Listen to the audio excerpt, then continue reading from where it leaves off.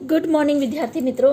कक्षा 12 विषय भूगोल पाठ 7 व्यापार।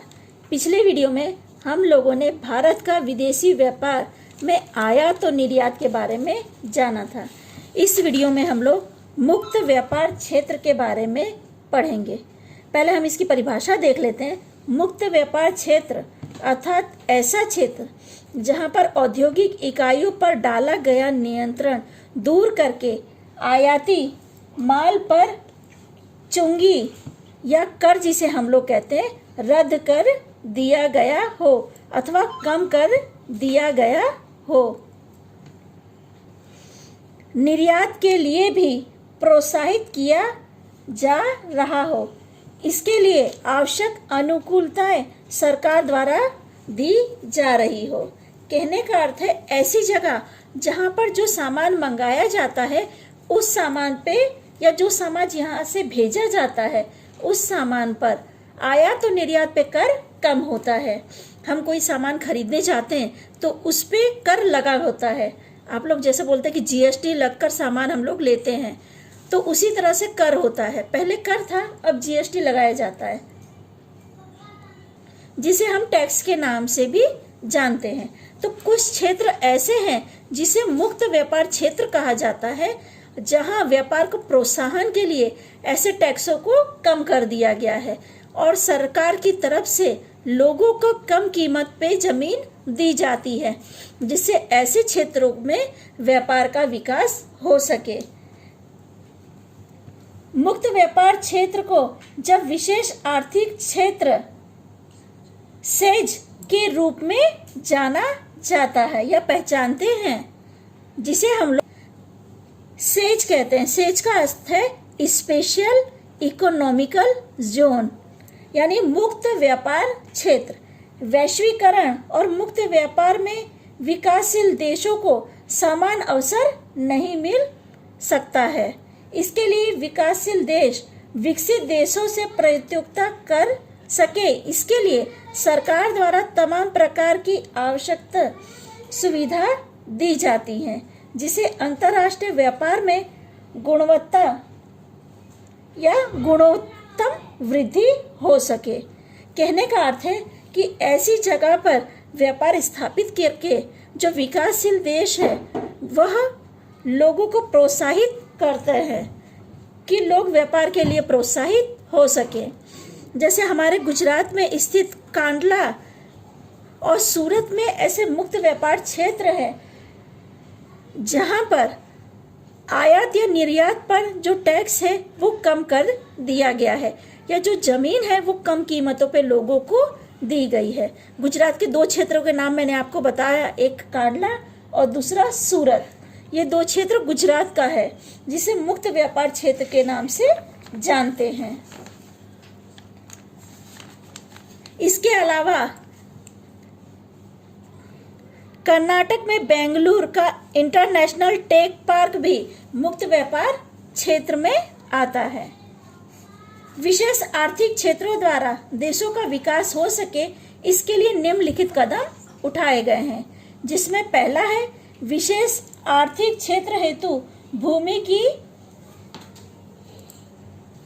व्यवस्था कमी करना, यानी सस्ते भाव में जमीन देना, जिससे लोग व्यापार वहां पे स्थापित कर सकें और वहां के लोगों को व्यापार मिल सके। दूसरा है सरल कर नीति और करों में करना, यानी जो कर है वो कम लेना, जिससे क्या है, मैंने आपको पहले ही बताया कि आयात और निर्यात पे अगर कर कम होगा तो लोग ऐसी जगह पे व्यापार करने के लिए प्रोत्साहित होंगे।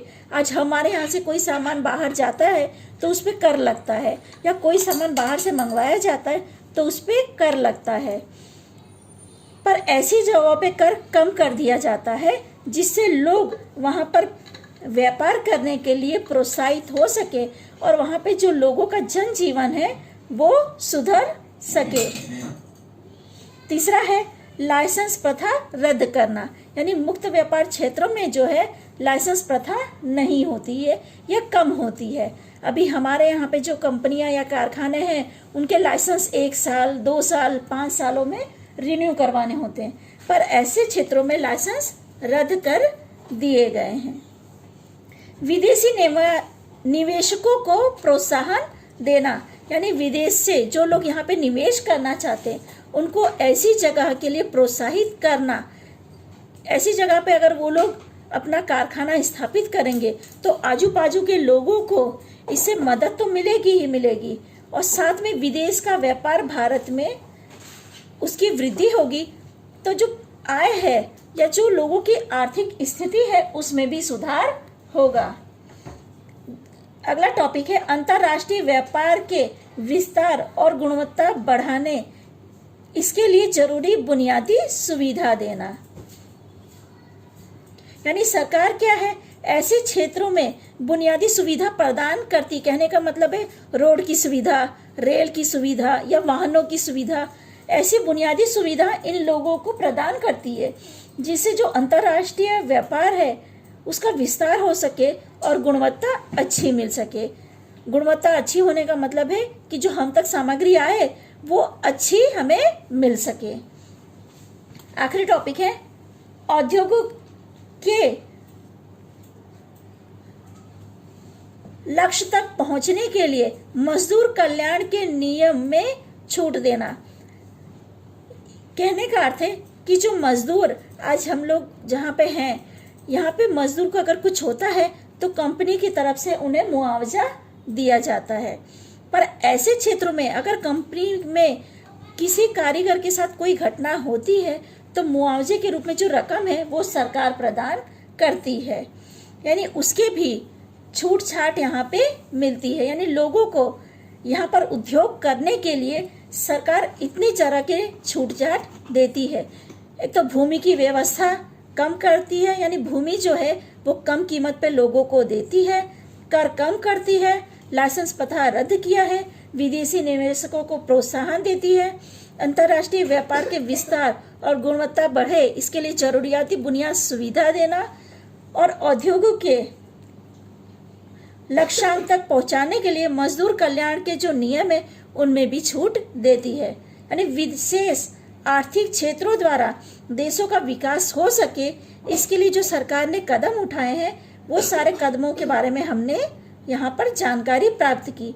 कुल 6 कदम थे, एक एक करके मैंने आपको उनके बारे में डिटेल से बता दिया है। देश में अलग अलग